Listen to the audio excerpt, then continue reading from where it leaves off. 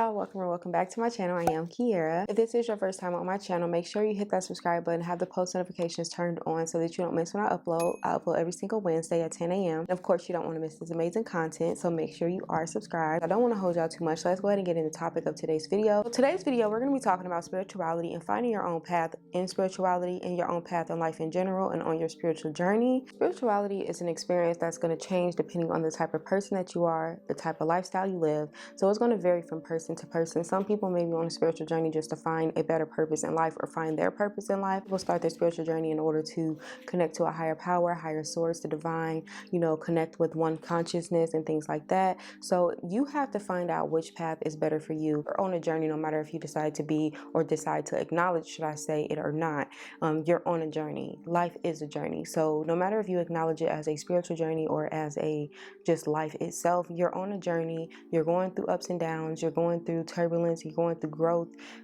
conflict, all things like that, abundance, joy. You're going to experience everything in the lifestyle that you live.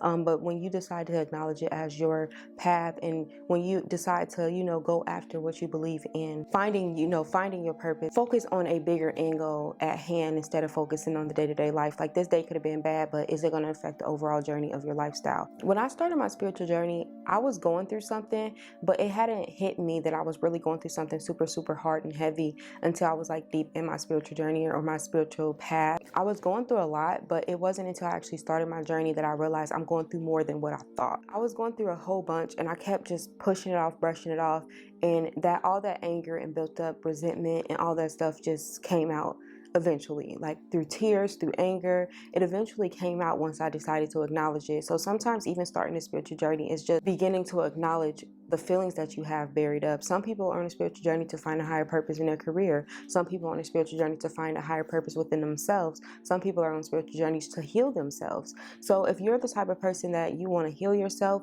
your journey is not going to be the same as someone who's on the journey to find their higher purpose in their career and their lifestyle. I feel like in today's time where spirituality is really at the forefront of our eyes, at the forefront of our world, and you have people saying this and people saying that, it kind of gets you confused on which should you believe, or how should I do my journey? Should I be doing crystals? Should I be doing tarot? Is that demonic, or is that something that should be a part of my rituals, or things like that? So if you're not into crystals, you don't have to do crystals. If you're not into tarot, you don't have to do tarot. Your spiritual journey can consist of things that are already in your life. That does not mean oracles and tools and things like that to communicate with the divine. You don't have to be on that side of your spiritual journey if you don't want to be. Your spiritual journey is what you make it out to be and what you feel like your purpose is in this life, in this lifetime. You literally have to find out what path is best for you. What path do you feel like fits into your lifestyle? You don't got to try to be like her or him or them. You don't have to be like anyone else but yourself. And even when you decide that you don't want to be on your spiritual journey anymore, you're still living life, so you're still on a journey itself. It doesn't have to be called a spiritual journey, but you're still on a journey. And the real question is, what is the difference between life and the journey of life versus a spiritual journey? That's the question that you should ask yourself. What do you think the difference of those two are? Because honestly, I see it no different. I feel that when you are on a spiritual journey, you are acknowledging things. And this is not including crystals, tarot, nothing like that. I'm talking about day-to-day life, ups and downs, learning how to process your feelings, learning how to get through childhood traumas, things like that. That's the spiritual journey that I'm talking about. And a lot of people get that confused. So I want to know, and please answer this in the comments, please, because I want to know, what is the difference between life itself, the journey of life, and spirituality, the journey of spirituality, spiritual path? There's no difference. There's a very thin line between the two. Like I said, your journey is what you make it to be, just like your life is what you make it to be. A lot of people put it as a huge line and a huge divide when they start talking about divination and things like that. That is not all what spirituality is about. And I think that's where a lot of people are confused. The first step to finding your own spiritual path is to find out what matters to you. What in life sparks you? What in life is something that you can talk about without, getting bored? What is something that you've always dreamt of? Something that you feel like you will never run out of energy for? Of course, we're human, we're going to run out of energy. Just something that you feel like you will never run out of energy for. And when you find out what that is something that will help you on finding your purpose in your journey on your spiritual path as well. When you figure out what lights you up, what makes you go, what keeps you motivated, what drives you. And it's not going to be as simple as basketball is what drives me. No, you have to find a bigger purpose than just that. Like, let's say you become a celebrity. I don't know what type of celebrity. When you become a celebrity and you have that type of influence, what are you going to do with that? That's the question that you should ask yourself. It's not about the title that it holds. Of course, that means a lot, but what are you going to do with that title? Are you going to be that person that guides another group of people? You can just be one person, but once you get your platform, what are you going to do to help other people? Because it's all connected. Someone helped me get to where I am today. The list of people that helped me get here is very, very long. The fact that I can post this video and be comfortable speaking on camera can reach millions of people and help them. You get what I'm saying? So you have to figure out what is your overall purpose. What is your overall thing that you would love to see, even if it's the biggest thing that you feel like you would never reach. What is it? Because you can't reach it. And sometimes when we feel like we can't reach it, that sparks doubt in our manifesting. You know what I mean? So like if you're trying to manifest this career to be this guru, to be this spokesperson for the community that you live in, you're not going to get there by doubting yourself. You're not going to get there by not knowing what exactly it is that you want to get out of that. I wanted to be a nurse fresh out of high school. I went to university for a semester. Just knew I wanted to help people. But then I started to think about it. I get squeamish over blood. I get squeamish over like yucky stuff, okay? And I realized I don't want to be a nurse. And this was after long story short, I didn't have the funds or the resources to continue to go to university. So I decided to just go back home. And when I thought about it, I said, I don't even want to be a nurse anyway. And I think a lot of times in that moment, I was breaking down over like not being able to go to school anymore. And I got to a point where like if I would have stayed in there, I would owe way more on student loans than I do now if I would have stayed, and then I didn't want to be a nurse anymore. I enjoy topics that are revolving around how people think, act, and speak, and along the lines of like therapy and counseling and things like that. And I feel like just giving people advice is something I like to do. So my helping people is not me being a nurse. It's me being a voice for people, me giving advice to people, helping and guide them through situations in their life.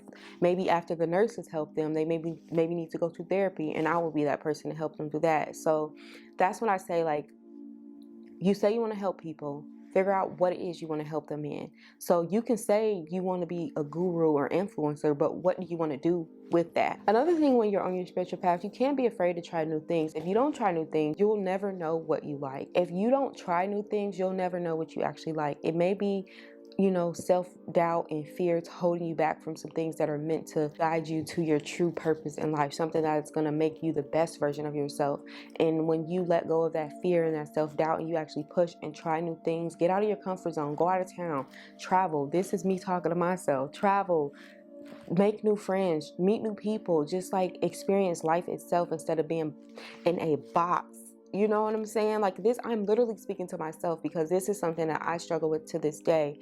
It's like just not trying new things, but just getting out of my comfort zone. Like I've been so boxed into my comfort zone that it makes no sense. Like, and which I have started to like come out of my comfort zone a little bit more, once you start to embody the type of person that you want to be, girl, those fears won't even matter anymore. Another thing to remember when you're on your spiritual path is that you are not alone. You have all the support around you. You have friends, you have family, and if you don't, you can literally create your own friends and family, okay? Family is sometimes what you make it. I have people that are in my life that are not blood related to me, but they are family. So just remember, you are not alone. And if you need help, guidance, the internet is a huge place. You can literally find an online team, or not even a team, an online community that live in a completely different country, a completely different state, city, whatever the case. and you will have all the support that you need within that group. People that love each other more than people that know each other, if that makes sense. Like, you will meet so many amazing people by just reaching out and connecting with others and new people, and like I said, inviting new people into your life. When you are on a spiritual journey, you're going to experience the highs, the lows, you're going to experience everything, and you're going to experience some of the greatest challenges that you'll ever face. But that's going to be the challenges that make you grow the most, and that's going to be the challenges that's going to make you the best version of yourself. So don't be afraid of the challenges. It's going to be up and down. I personally have been up and down for the past 2 years, and I just came out of a down, so I'm up now. So yeah, like, you just have to keep pushing through all of it, no matter what anyone tells you. Get your ass up and just keep going. It was hard, okay? Like, I went through these last, like, I would say even a month of just crying and just like, what the is going on in my life? Like, and today, as I'm filming this video, it's December 31st of 2022. This is the last day of 2022. And like I told myself, I refuse to take any of that energy with me into 2023. So I'm actually grateful that I did experience that at the end of my year. But overall, I feel happy again. And I'm not going to say like I'm going to be happy for the rest of my life and I'm not going to ever experience anything ever again. I am, but I will know how to handle it a little bit better. I will know how to give myself grace and give myself time to get over what I'm going through. And that is something that you should always remember when you're on your spiritual path, whatever that may look like for you. Just remember to be patient with yourself. Don't allow what someone else is doing or how they got over things to get in the way of how you are getting through it and what you experience. Just get back up. Even if it's 3 weeks later, just get up and just keep going. But that is what I have for today's video. I hope you did enjoy it. Please let me know down in the comments. Don't forget to give this video a thumbs up if you find it helpful. Also, make sure you are subscribed with the notifications turned on so that you don't miss when I upload. I upload every single Wednesday at 10 a.m. And of course, you do not want to miss this amazing content. That is what I have for today's video. I hope you did enjoy it, and I will catch you in another video. Thanks so much for watching.